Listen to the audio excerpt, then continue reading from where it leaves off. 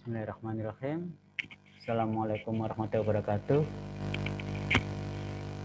Waalaikumsalam warahmatullahi wabarakatuh.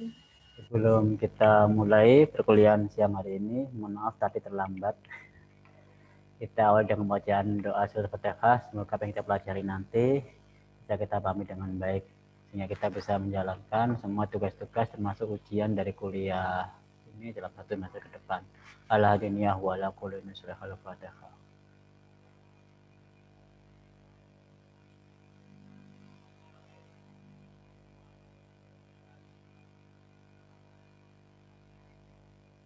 Amin amin ya rabbal alamin.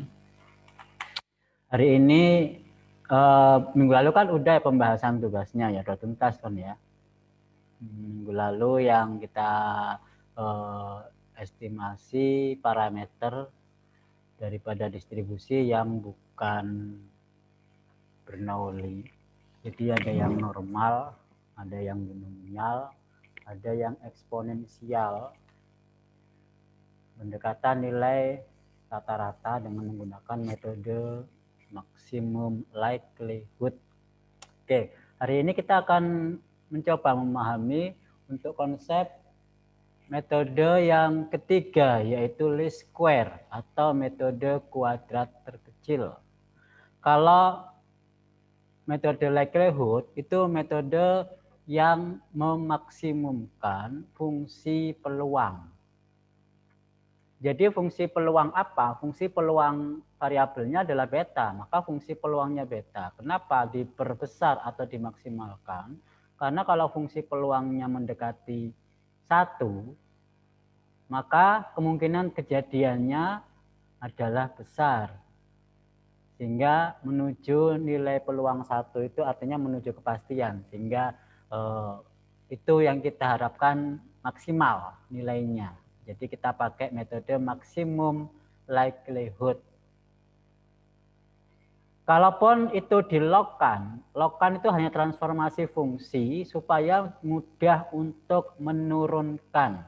Karena kalau tanpa dilogkan, fungsinya begitu susah untuk diturunkan. Karena kita butuh turunan pertama dan kedua. Sehingga fungsi likelihood, karena itu merupakan fungsi perkalian dari fungsi gabungan. Kan fungsi likelihood adalah perkalian dari beberapa fungsi distribusi yang sama. Itu kalau dikalikan begitu susah untuk diturunkan langsung. Anda kemarin sudah mencoba menggunakan distribusi-distribusi yang lain, misalkan Bernoulli, binomial, eksponensial, normal. Itu kalau diturunkan, wow, butuh kesusahan untuk menurunkannya. Sehingga perlu dilogaritmakan sehingga menjadi bentuknya linier, sangat mudah untuk diturunkan. Itu alasan kenapa pakai logaritmanya atau log likelihood-nya, bukan likelihood aslinya. Tuh, kita pakai metode maksimum likelihood. Nah, yang ketiga adalah metode yang menggunakan least square, artinya kuadrat terkecil.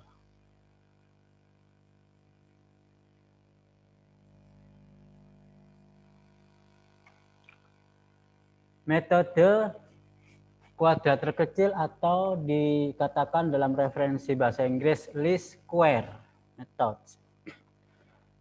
Dua metode sebelumnya itu menggunakan asumsi untuk bentuk distribusi populasinya normal. Jadi kita dalam metode momen, metode likelihood itu harus punya asumsi distribusi. Kalau Bernoulli seperti itu, binomial seperti itu, normal seperti itu, maka fungsi likelihood-nya kan berbeda-beda. Langkah-langkah penurunannya, melogaritmakannya, persamaannya beda semua. Tetapi hasil akhirnya ya tentu berbeda karena distribusinya berbeda. Meskipun langkah-langkahnya sama dalam arti turunan pertama samakan dengan 0, turunan kedua harus bernilai positif, negatif, dan seterusnya. Itu langkah-langkahnya sama, cuma hasilnya yang berbeda. Nah, metode yang ketiga ini, kita tidak perlu mengasumsikan distribusinya. Ini kelebihan dari metode least square, karena metode ini kita nggak butuh tahu apa distribusi dari data. Kita nggak perlu tahu. Karena kita nggak menggunakan fungsi peluangnya. Jadi untuk data bagaimanapun juga kita bisa menerapkannya. Kalau likelihood kita harus tahu dulu fungsi peluang dan distribusinya apa. Tapi untuk metode ini tidak perlu. Anda tidak akan coba memahaminya. Ini salah satu kelebihan dari metode least square. Pada kenyataannya hal ini adalah sulit untuk memastikan distribusi populasinya. Ya memang. Kenapa? Biasanya data itu hanya asumsi dia berdistribusi tertentu. Sehingga dia perlu diuji. Kalau dia diasumsikan normal, harus diuji kenormalannya. Kalau dia berdistribusi binomial, benar apa tidak binomial, harus diuji. Sebab kalau ternyata tidak, datanya nggak distribusi normal, ya percuma, kita nggak bisa pakai metode likelihood yang menggunakan fungsi normal. Itu kelemahan dari likelihood. Di least square ini akan diperbaiki. Metode itu semakin lama, semakin modifikasi, semakin lebih baik ya. Ini bertahap. Otomatis pemahaman kita juga semakin kompleks. Metode ini tidak perlu mengetahui, apalagi memastikan distribusi dari populasi data. Kita nggak perlu tahu.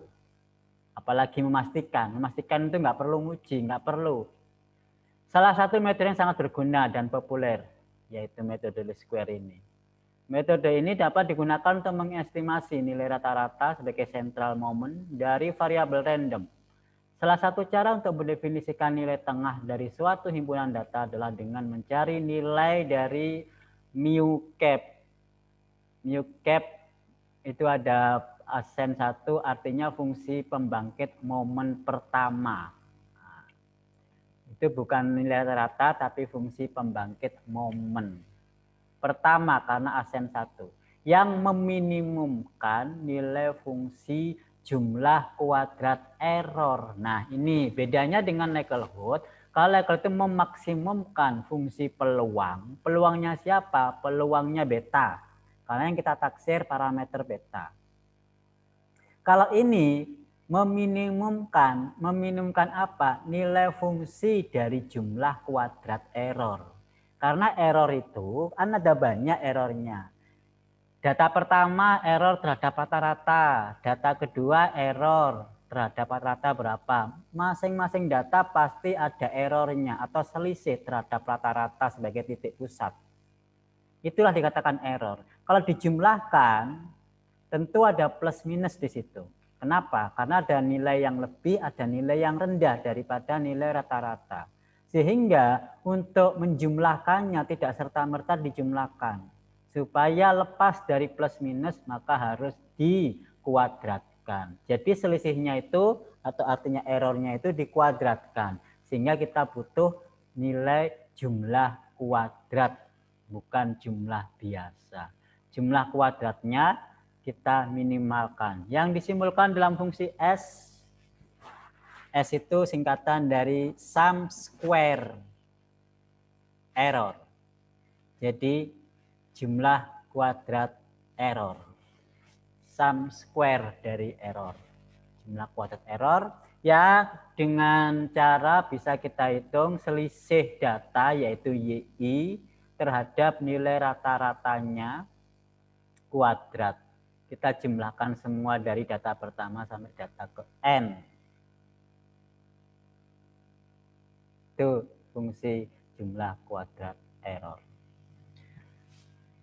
Yang merupakan fungsi Galat kesalahan rata-rata aproksimasi dengan data sebenarnya. Jadi rata-rata, kalau rata-rata berarti ini harus seper N, tinggal seper N ya. Ini kan jumlah kuadrat error. Kalau mau kesalahan rata-rata, maka harus dibagi dengan banyak data. Estimasi mu cap ini merupakan variabel random yang dikatakan sebagai least square estimator. Bentuk lain dari fungsi S, yaitu sum square tadi. Kalau tadi kan dikuadratkan supaya menghindari adanya tanda plus minus dalam errornya. Kalau dijumlahkan nanti kan saling menghilangkan. Maka perlu ada alternatif yang lain selain kuadrat dengan cara mutlak. atau absolut. Absolut kan berarti semuanya plus. Kalau selisihnya negatif dijadikan plus. Jadi tidak ada, kalau dijumlahkan nggak ada plus minus, semuanya hasilnya plus. Tidak bisa menghilangkan kesalahan satu dengan kesalahan yang lain. Yang akan menghasilkan estimator sebagai least absolute derivation atau LAD atau minimum absolute derivation estimator MAD. Jadi kalau tadi least square jumlah kuadrat, kalau ini mutlak absolute derivation. Jadi least absolute derivation atau minimum absolute derivation. Jadi ada dua model. Nah, dua-duanya pasti ada kelemahan dan kelebihannya ya. Kalau seandainya kita gunakan yang kuadrat, meminimumkan fungsi dilakukan dengan menyamakan turunan pertamanya dengan 0 sesuai dengan konsep kalkulus. Turunan pertama, kita tahu turunan pertama yang kuadrat ini misalkan saya tulis sebagai beta. Ya. Ini mu-nya kita anggap sebagai beta, ini datanya. Jadi ini kita anggap yi min beta kuadrat. Diturunkan kan berarti min 2, saya stop dulu, saya pakai screen yang papan, bentar ya.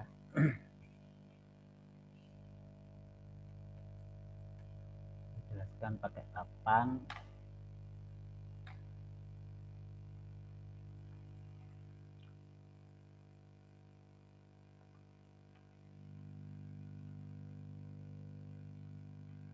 Kita punya fungsi S.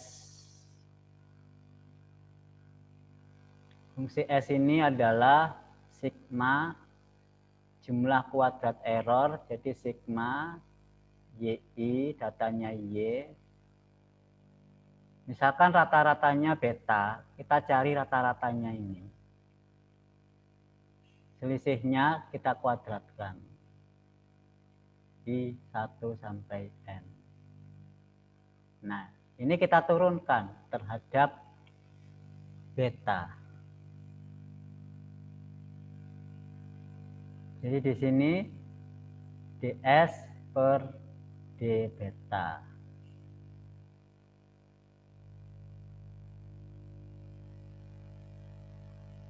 Penjumlahan kan Y1 ditambah Y2 begitu seterusnya.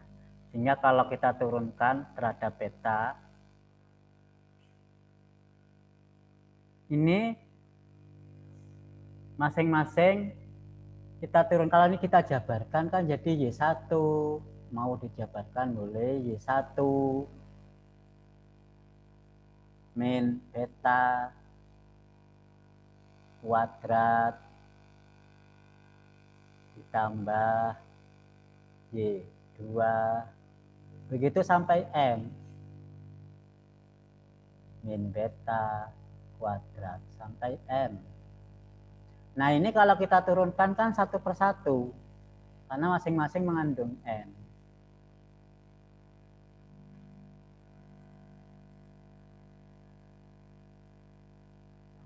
Masing-masing mengandung beta sampai N. Oke, kita coba satu persatu menurunkannya. Ini diturunkan terhadap beta. Berarti pangkatnya ini kita turunkan, kita kurangi 1, ya kan? Turunannya 2 min 1 kan? Jadi hasilnya min 1.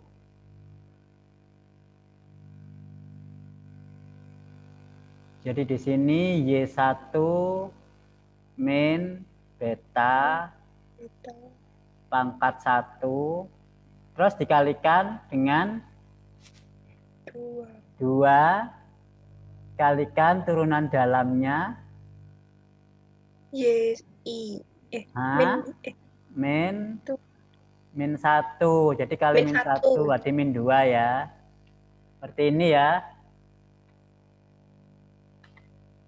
Ya toh? Min 2. Jadi ya, pangkat 1 kita hilangkan, tidak perlu ditulis pangkat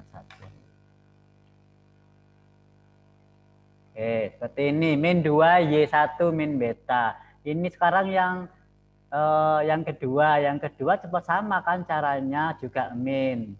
Min 2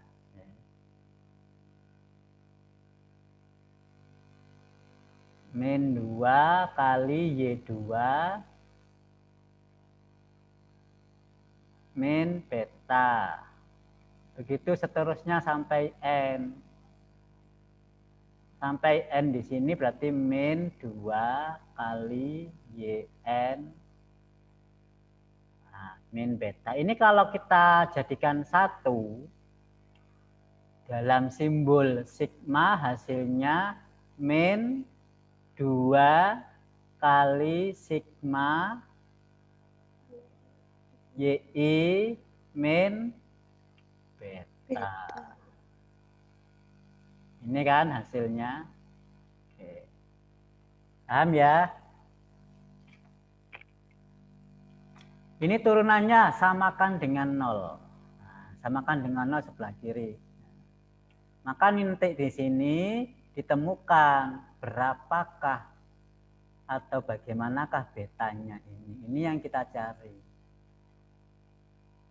Jaminan bahwa beta yang ditemukan ini adalah minimal, kita harus membuktikannya melalui turunan kedua. Turunan keduanya harus bernilai apa? Positif apa negatif? Hah? Positif. Positif, karena dia harus menghadap ke atas supaya dia minimal. Maka kembali ke sini. Jadi ini ke turunan kedua ini hanya membuktikan saja. Yang dipakai hasil dari turunan pertama. Turunan kedua hanya untuk membuktikan saja bahwa dia adalah minimal atau maksimal. Paham ya? Kita kembali ke slide.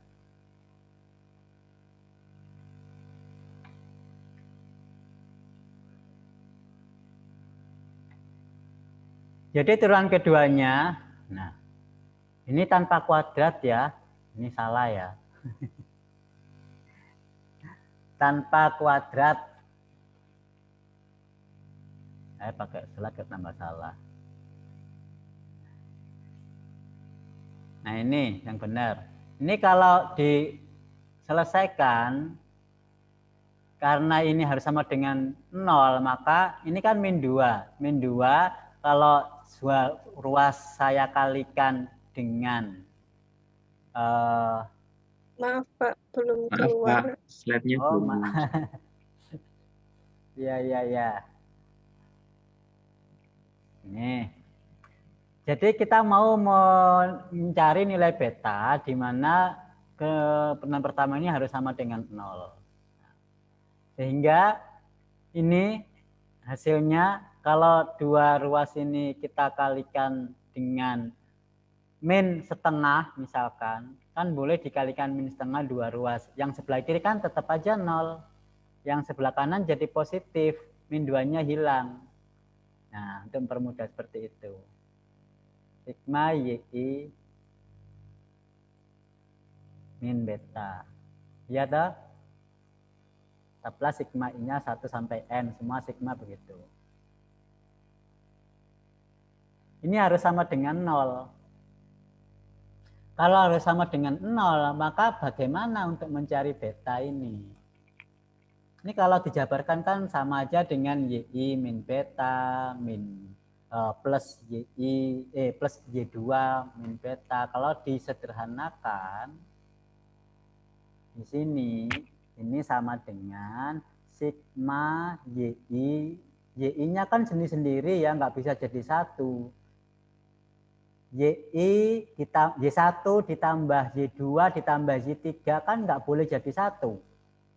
Ya toh, Y1 ditambah Y2 ditambah YN semuanya jadi satu. Semuanya sendiri-sendiri nggak boleh digabung. Digabungnya hanya sigma. Tetapi untuk beta, betanya kan nilainya sama. Betanya boleh jadi satu. Berapa kali? Jadi di sini min N kali beta. Artinya kalau ini sigma beta kan berarti N kali beta. Paham ya? N kali beta.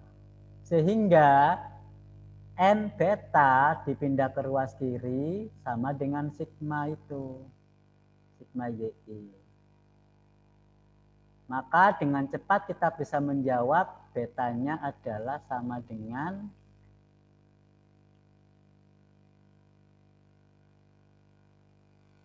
jadi beta sama dengan seper. Jelas, seper dari sigmanya.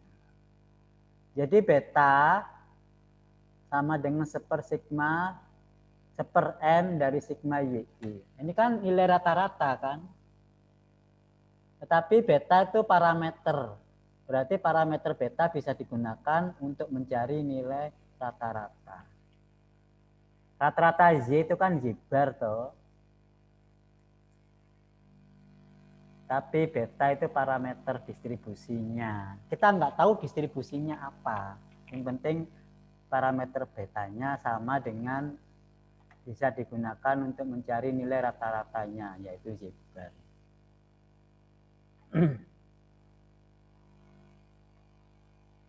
Jadi di sini kita nggak menggunakan fungsi peluang apapun, toh di sini kita nggak pakai fungsi peluang manapun, free dari fungsi peluang. Jadi lebih mudah. Cuman ini bukan pakai kuadrat ya.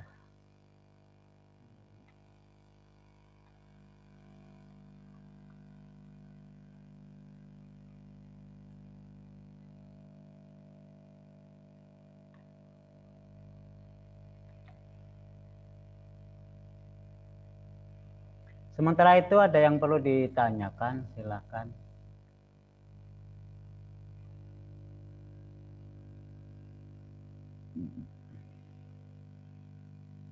Saya mau bertanya, Pak. Silakan Mas Hendra ya. Misalkan mau memakai fungsi yang absolut itu apa harus juga diturunkan, Pak? Oke, pertanyaan sangat bagus, namun tidak langsung saya jawab. Saya ke teman yang lain. Bagaimana pertanyaan Mas Hendra yang mengatakan apakah kalau menggunakan fungsi absolut atau mutlak tadi, apakah perlu diturunkan juga? Silakan dijawab.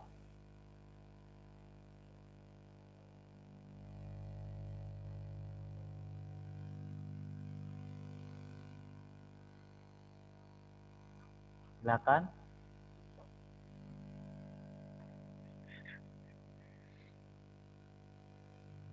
Saya mau jawab Pak. Silakan Mbak Nabil. Kalau misalnya untuk fungsi mutlak itu kan pasti itu hasilnya tidak akan menjadi positif atau negatif, Pak. Jadi saya kira tidak perlu diturunkan. Jadi ya, tidak perlu diturunkan karena udah pasti positif. Ya. Ya, Pak. Oke, itu pemikiran Mbak Nabila. Yang lain silakan. Ada yang berbeda? Saya, Pak. Silakan Mas Rosyad. Kan itu diturunkan untuk mencari betanya, sedangkan kalau diturunkan itu betanya sudah langsung hilang. Kalau diturunkan terhadap beta, betanya hilang. Betanya hilang. Habis. Kenapa hilang? Karena pangkatnya hanya 1, Pak. Karena pangkatnya hanya 1. Ya, jadi kalau diturunkan jadi konstanta, nggak punya beta lagi. Artinya apa? Tidak perlu diturunkan. Ya. Sama dengan Mbak Nabila tidak perlu diturunkan karena alasannya kalau Mbak Nabila kan sudah pasti positif, nggak perlu diturunkan. Kalau sampai alasannya kalau diturunkan hilang karena temannya 1, konstanta. Nggak ada beta lagi. Jadi nggak bisa dicari betanya gitu ya Mas ya. Iya. Ada lagi yang lain? Jadi dua pendapat tidak perlu diturunkan. Yang Mbak Nabila mengatakan itu sudah pasti positif karena mutlak. Yang Mas Rosid kalau diturunkan habis, artinya nggak punya beta lagi. Lantas bagaimana dengan nasib nilai fungsi mutlak atau MAD. MAD ada MAE, MAE ini tadi. Yang minimum absolute derivation harusnya. MAD estimator. Yang menggunakan tanda mutlak ini. Bagaimana nasibnya? Kalau dia tidak perlu sebenarnya tidak perlu apa tidak bisa ya? Tidak perlu apa tidak bisa sih sebenarnya? Karena kata-kata perlu dengan tidak bisa, tidak perlu dengan tidak bisa itu berbeda. Sampean misalkan makan, Anda perlu makan enggak? Perlu dengan tidak perlu makan, perlu tidak perlu dengan tidak bisa makan itu berbeda. Sampean bisa makan, tapi tidak perlu makan, kan berbeda ya. Sampean bisa makan, tapi tidak perlu makan.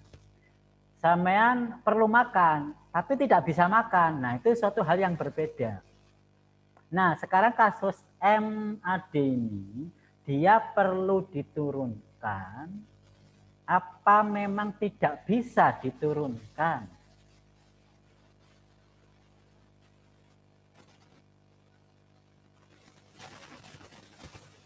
Baik jemaah barangkali? Yo, diem tok.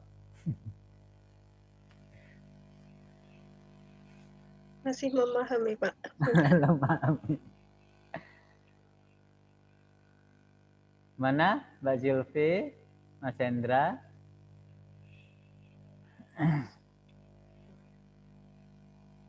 Sekarang nilai fungsi mutlak aja dipahami. Nilai fungsi mutlak itu menurut Mas Roset kalau diturunkan hilang ya betanya. Bisa nggak nilai mutlak itu diturunkan?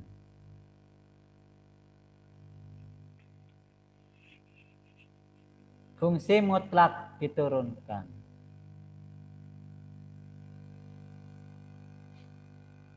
Kata Mas Roset, habis Pak, berarti bisa, meskipun habis bisa. Bukan berarti nggak bisa, tapi habis. Habis tapi bisa berarti. Bisa nggak Bisa, Pak. diturunkan? Mas Hendra, bisa ya diturunkan ya? Hasilnya konstanta. Konstanta. Jadi sama dengan tanpa mutlak. Y min beta tanpa mutlak. Turunannya juga konstanta, min 1. Iya. Konstanta. Sama tanpa mutlak.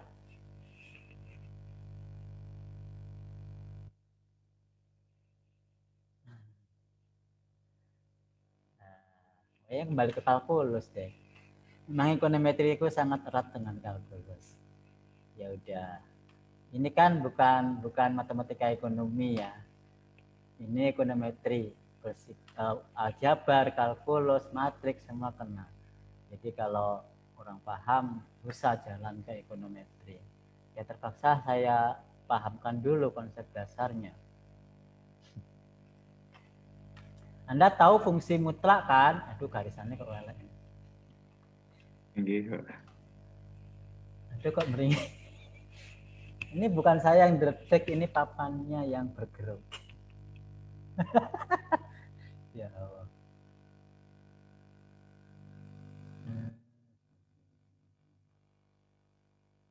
Nah, saya pakai garis ini.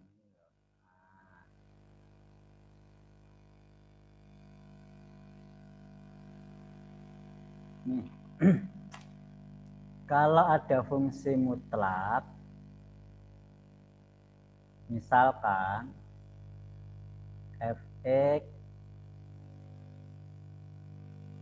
sama dengan x mutlak, sama enggak dengan tanpa mutlak?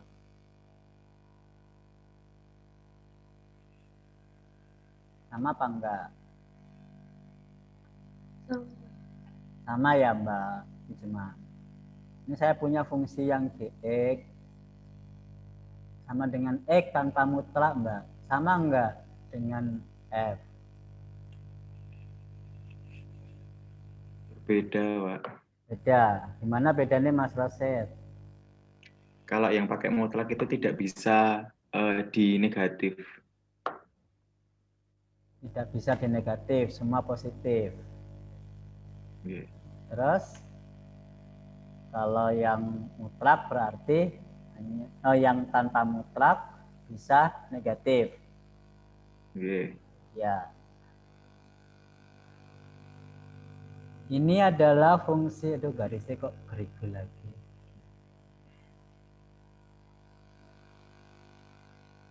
Nah, warnanya. Ini adalah fungsi Gx sama dengan X. Ya toh? Dia nilainya bisa negatif, bisa positif tergantung posisi X. Kalau X-nya -1, nilainya kan enggak ada. Nilainya juga -1. Karena dia tanpa mutlak. Tetapi untuk nilai mutlak yang menggunakan tanda mutlak ini, kalau -1 nilainya positif 1. Kalau 0 ya 0. Kalau 1 ya sama, 1 positif. Jadi fungsinya dia tidak pernah negatif. Dia terus di atas garis sumbu X artinya positif. Jadi gambarnya adalah seperti ini.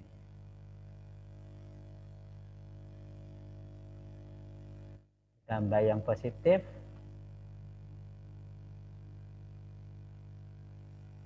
Nah, ini berimpit ya. Yang biru ini positif semua. Ini fungsi yang menggunakan nilai mutlak. Yang merah itu ada negatifnya karena dia bisa bernilai negatif karena tanpa mutlak. Pertanyaan saya, fungsi yang mana yang diferensiabel? Diferensiabel atau derivativable. Dapat diturunkan atau dapat didiferensialkan. Fungsi yang mana? Atau keduanya? Silakan dijawab. Keduanya, Pak. Keduanya, Mas Rosid. Alasannya kenapa?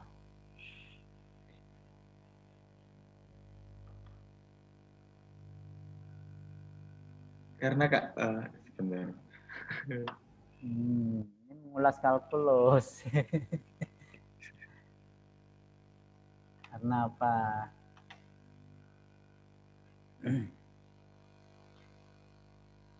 Ini kalau ini turunannya 1 di asen. Ya toh? Tapi kalau ini turunannya apa, Mas? Sama satunya? Bukan, Pak. Bukan. Berarti apa?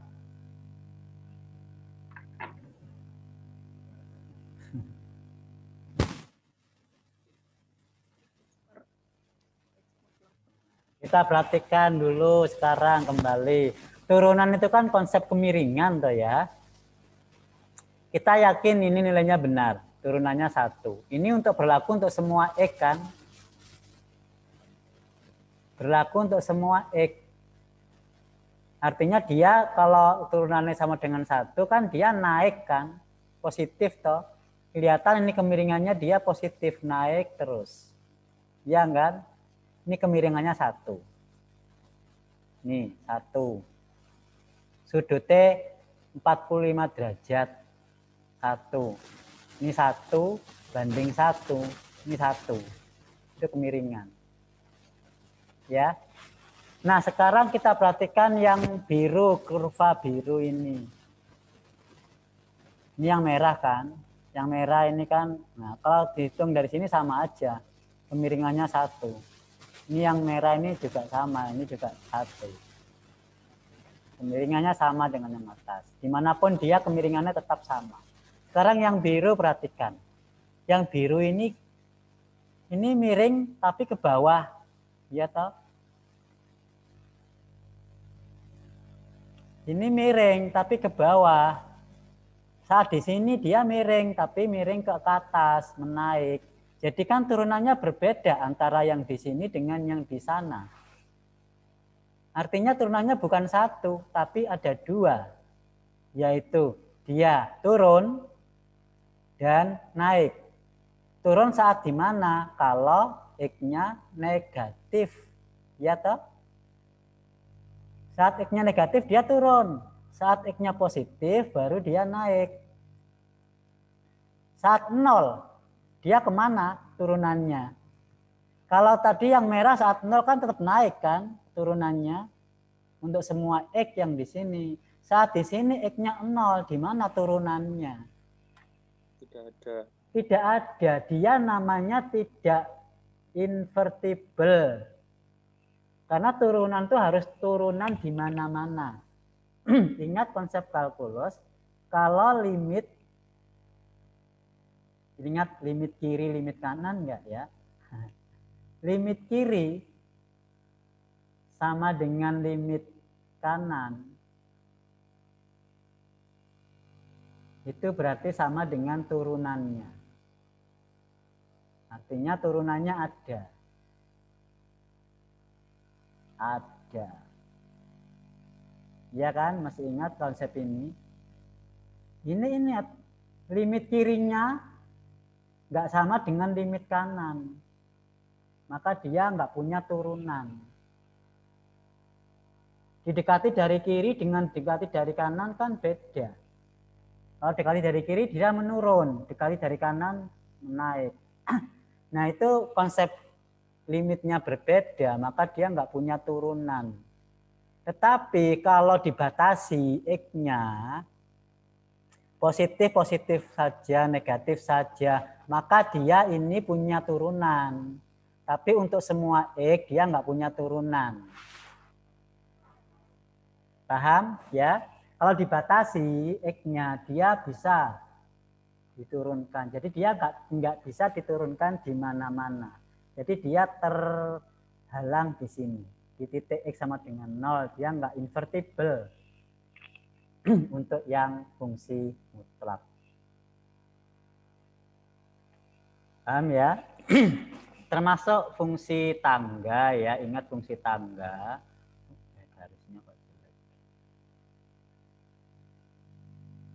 Fungsi tangga itu kan tangga seperti ini.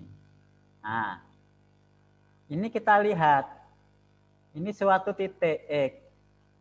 Sebelah kiri di sini. Sebelah kanan di sini. Nah, nilainya kan berbeda. Nah, berarti dia nggak punya limit di titik X ini. Nggak punya limit. Ini konsep limit. Nggak punya limit. Ini fungsi tangga juga nggak bisa diturunkan. Paham ya? Jadi kesimpulannya fungsi mutlak tidak perlu apa tidak bisa? Tidak bisa. Tidak bisa, berbeda ya. Tidak bisa diturunkan. Nah, perlu apa tidak?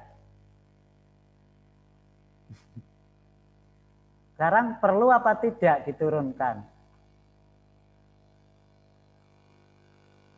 Hah? Kalau perlu apa tidak? Kalau bisa apa tidak? Memang dia tidak bisa. Nah, kalau perlu apa tidak?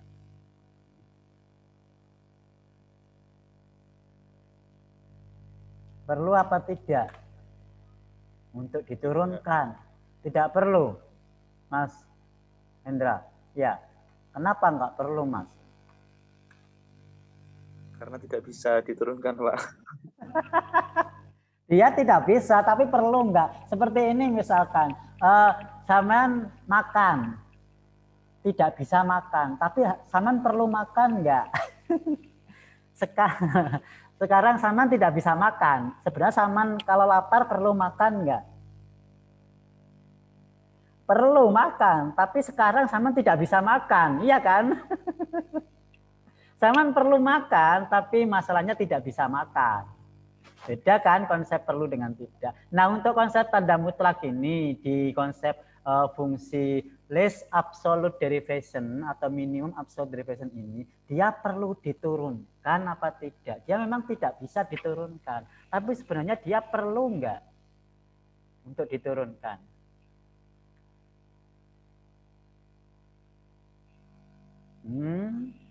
Perlu untuk meminimumkan, Pak. Perlu untuk meminimumkan. Kenapa, Mas Hendra?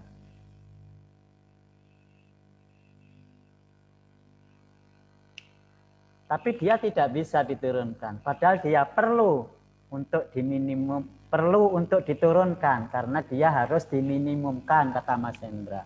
Ya, Mas ya? Ya. Dia tidak bisa diturunkan, padahal dia perlu dan harus diturunkan. Ya kan? Kenapa? Kan ini metode least square. Metode yang meminimalkan errornya. Kalau meminimalkan kan wajib diturunkan. Ya enggak? Wajib. Kalau wajiban ternyata dia tidak bisa, gugur enggak kewajibannya ini?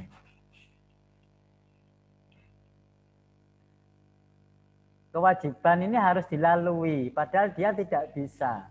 Gugur enggak kewajiban ini?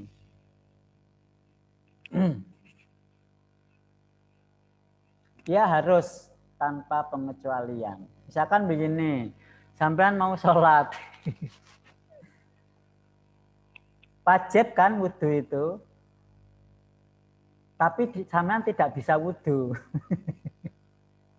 Bisa, artinya kalau tidak bisa wudhu, mungkin ada alternatif lain, tayamum. Maka masih bisa ya.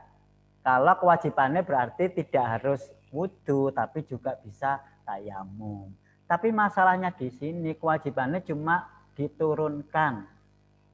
Tidak ada alternatif. Kalau nggak bisa diturunkan, nggak bisa wudhu.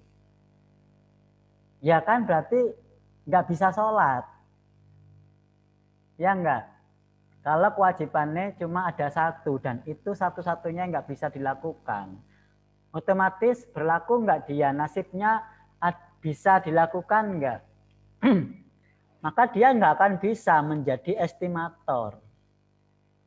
Jadi nilai mutlak ini kesimpulannya, karena dia tidak bisa diturunkan, bukan berarti tidak perlu. Dia perlu dan wajib untuk diturunkan karena dia mau mencari nilai minimal. Tetapi karena dia tidak bisa, maka dia tidak mampu untuk meminimalkan. Hasilnya apa? Untuk dimutlakkan fungsi ini tidak bisa dipakai. Nah, itu kesimpulan akhirnya. Paham ya? Jadi yang hanya bisa dipakai itu yang kuadrat. Yang mutlak nggak bisa dipakai, kenapa? Tidak bisa diturunkan. Kenapa kok bisa diturunkan? Ya emang nggak bisa, nilai mutlak nggak bisa diturunkan, nggak punya turunan dia. Kalau nggak bisa turunan, ya nggak bisa, nggak punya anak, nggak bisa tidak punya penurunan, nggak punya anak. Ya udah, dia gagal untuk menjadi seorang ayah atau ibu. Gagal menjadi estimator. Paham sampai di sini ya? Memang katanya kan tadi alasannya untuk menghindari tanda plus minus, kata Mbak Nabila. Ya kan? Betul. Lolos di situ. Tapi saat menempuh kelulusan menghindari plus minus kemudian akan menjadi metode yang meminimalkan error, harus diturunkan. Dia angkat tangan, dia sudah nggak bisa untuk diturunkan. Maka dia tereliminasi untuk menjadi bentuk estimator dari metode least square ini. Paham ya? Oke, ada yang ditanyakan lainnya silakan.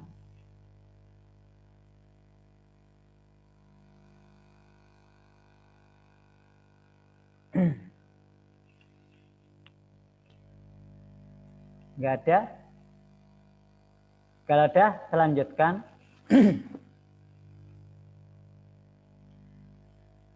Kalau turunan kedua, diteruskan sendiri ya, bahwa bukti bahwa dia adalah minimal, saya kira bisa. Turunan keduanya. Saya lanjutkan aja ke interval estimation. Jadi mengestimasi secara interval. Kalau tadi estimasi hanya titik.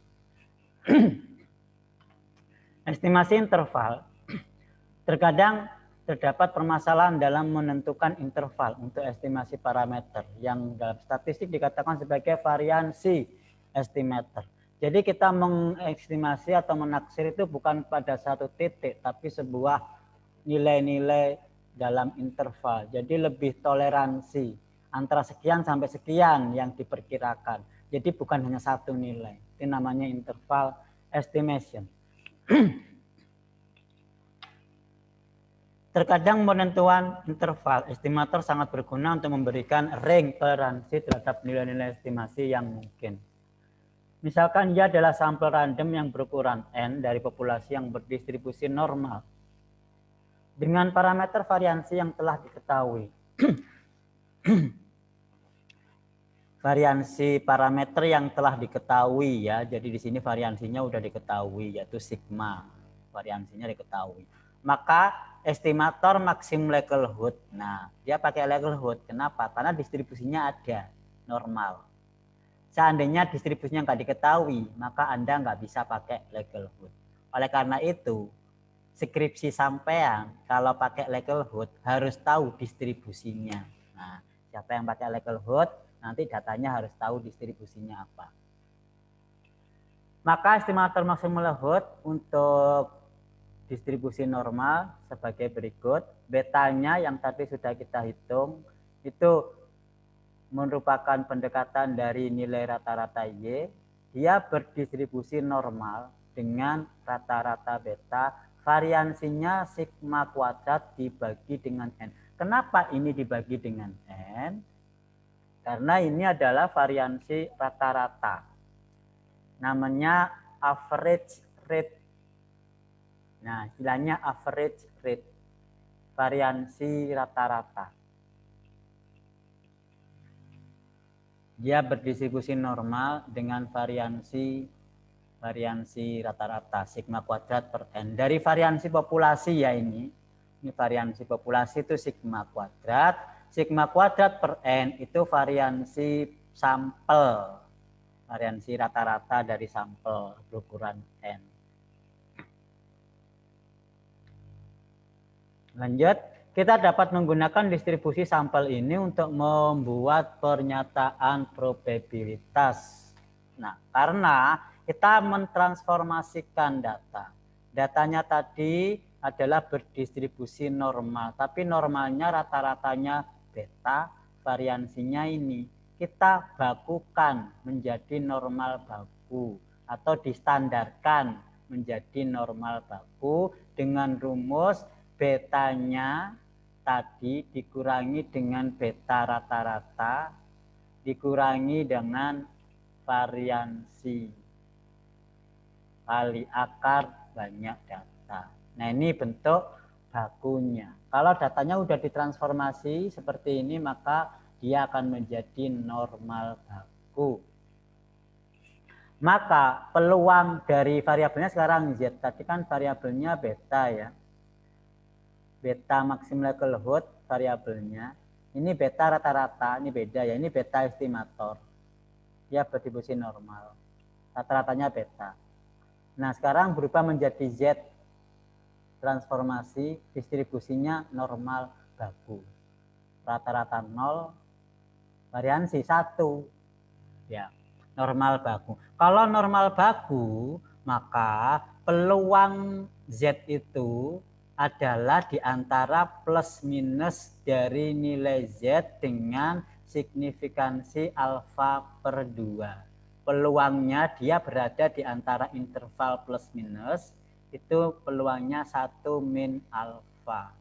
Artinya kalau alfanya 5% sekarang, 5% berarti peluang nilai Z ini berada pada interval plus minus Z alfa per 2 itu sama dengan 1 min 5%, berarti 95%. Jadi dia berada di antara interval plus minus Z alfa per 2. Z alfa per 2 ini dari tabel ya. Dari tabel Z ini data hasil ini. Jadi data estimasi kita itu berada di antara plus minus tabel.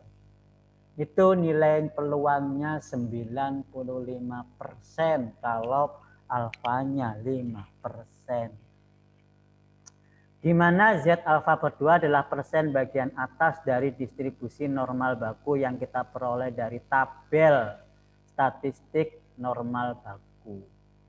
Substansi untuk Z menghasilkan interval estimator, yaitu sedemikian ini. Sehingga kalau tadi Z, yang kita sekarang beta, berarti beta itu berada di antara beta likelihood plus minus dari Z tabel.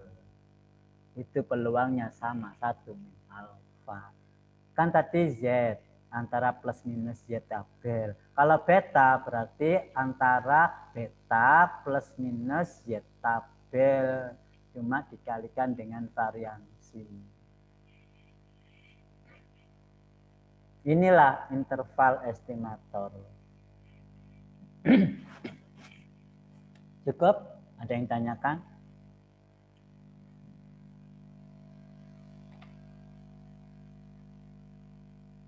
Silakan.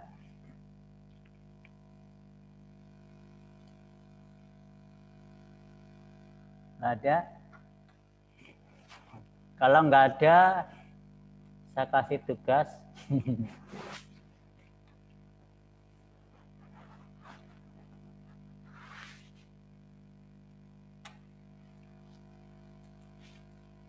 Ada yang tanyakan?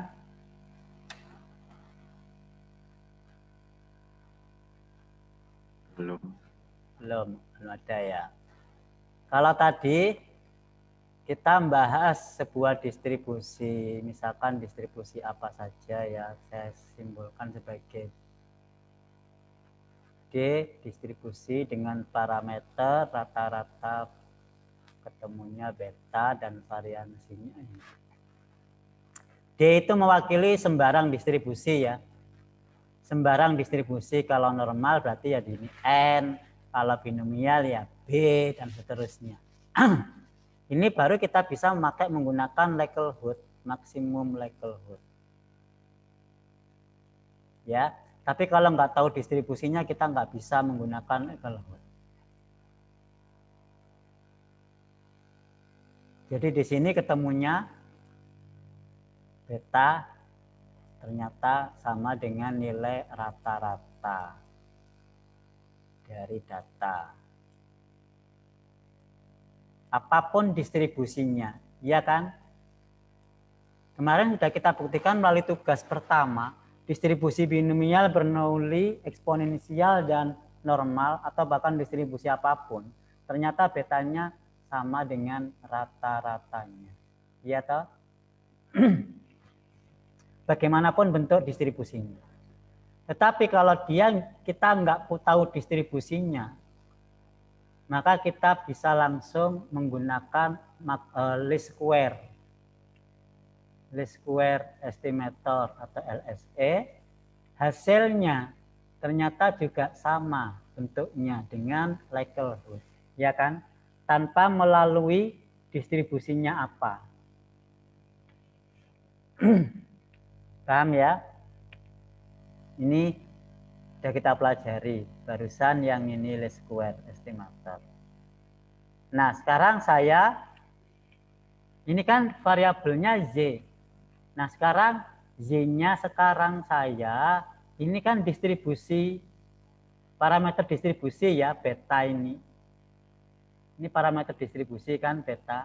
Rata-rata kan parameter distribusi namanya. Sekarang saya punya regresi. Y sama dengan beta plus error.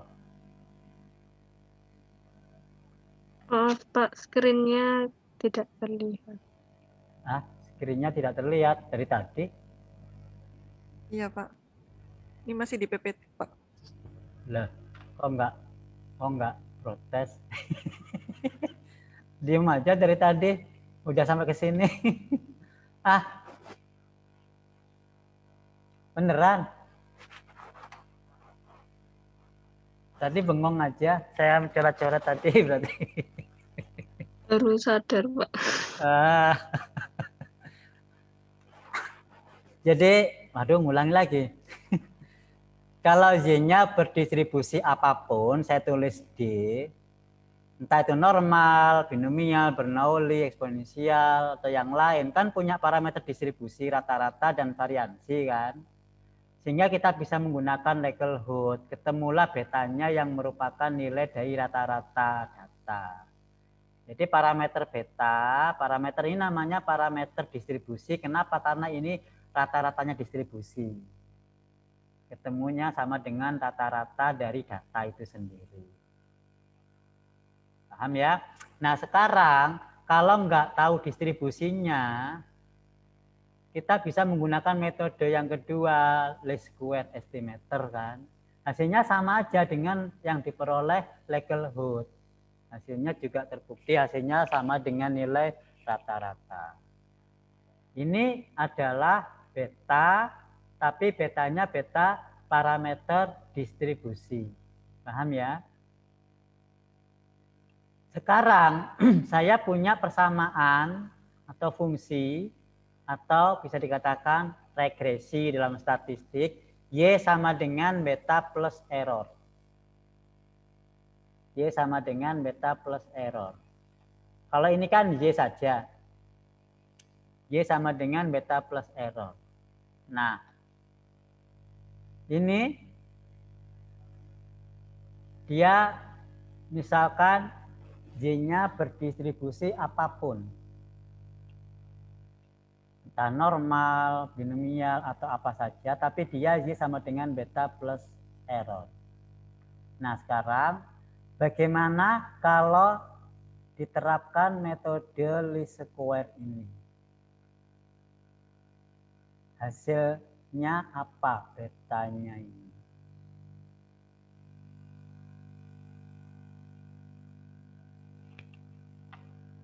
Beta sama dengan apa?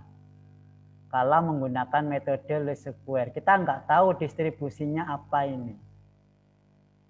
Bagaimana untuk mengetahui atau mengestimasi beta secara least square? Ini minggu depan saya tagih tugas ini.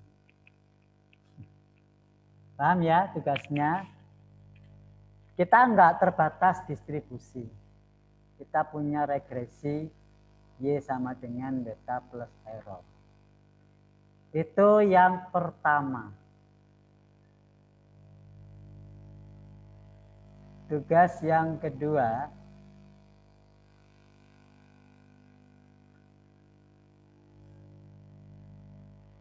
masih dalam regresi, tapi Y sama dengan bukan hanya beta, tapi X beta plus error. Dengan least square, tetap least square ya, karena kita bahasan least square. Bagaimana hasil betanya? Pertanyaannya sama, bagaimana hasil betanya? Ini mau satu kelompok satu soal, apa masing-masing 2 soal? Hah? Masing-masing 2 soal, Pak. Berarti sama soalnya ya semuanya. Ya, Pak. Semua kelompok 2 jawaban untuk dibandingkan bagaimana hasil jawaban kelompok 1 dengan yang lain. Karena soalnya sama. Minggu depan akan kita bahas pakai least square ya. Hasil betanya kayak apa. Ingat, tanpa diketahui distribusinya.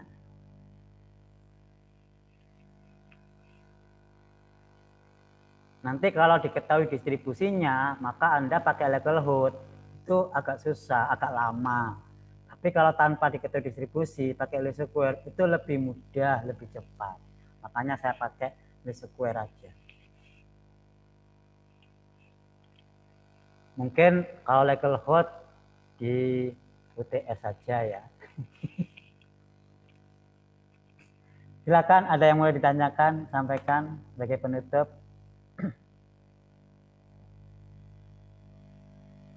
Jadi bisa jadi UTS-nya, UTS itu kan mulai tanggal 20 Maret ya. Siap-siap. Barangkali biasanya saya menggunakan distribusi yang berbeda untuk masing-masing orang. Metodenya sama, distribusinya berbeda. Biasanya jelas itu pakai likelihood. Kalau menggunakan distribusi. Nah, tapi karena ini tugas, kalau minggu lalu kan sudah distribusinya beda. Nah, sekarang tanpa distribusi, pakai least square. Begitu, silakan ada yang mau ditanyakan lagi sebagai penutup.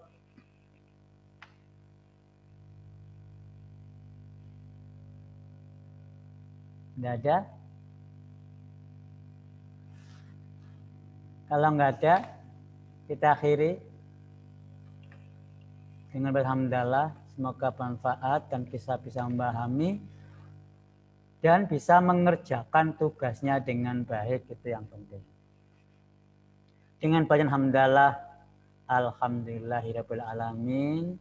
Kita akhiri kuliah siang hari ini. Cukup sekian. Assalamualaikum warahmatullahi wabarakatuh. Waalaikumsalam.